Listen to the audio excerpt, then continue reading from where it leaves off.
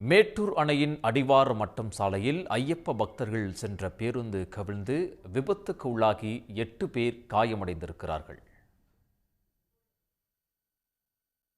இது பற்றிய மேலும் விவரங்களை வழங்குவதற்காக செய்தியாளர் ஜினீத் குமார் இணைகிறார். ஜினீத் குமார், இந்த விபத்து எப்படி நேரிட்டது? விவரங்கள் என்ன?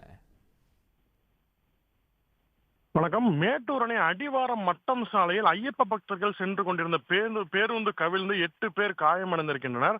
அதாவது திருவண்ணாமலை மாவட்டம் செங்கம் அருகே உள்ள பட்டியாந்தாள் கிராமத்தில் இருந்து ஐயப்ப பக்தர்கள் 80 பேர் பேருந்து மற்றும் டிராவல்ஸ் மூலமாக சபரிமலைக்கு சென்று கொண்டிருந்தனர். இன்று காலை மேட்டூர் காவிரி ஆற்றில் நீராடுவதற்காக மேட்டூர் காவிரி பாலம் அருகே பேருந்து இருந்து சபரிமலைக்கு செல்லும் ஐயப்ப பக்தர்கள் இறங்கினார்கள்.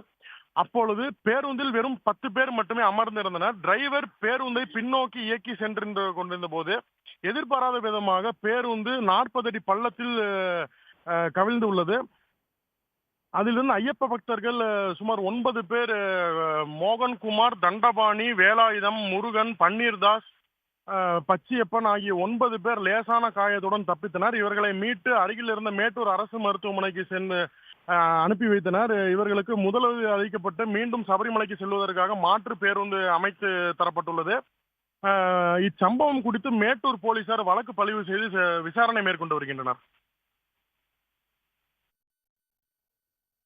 ஜினீத் குமார், தகவல்களுக்கு நன்றி. உடனுக்குடன் செய்திகளை தெரிந்து கொள்ள சன் நியூஸ் பெல் ஐகானை கிளிக் பண்ணுங்க.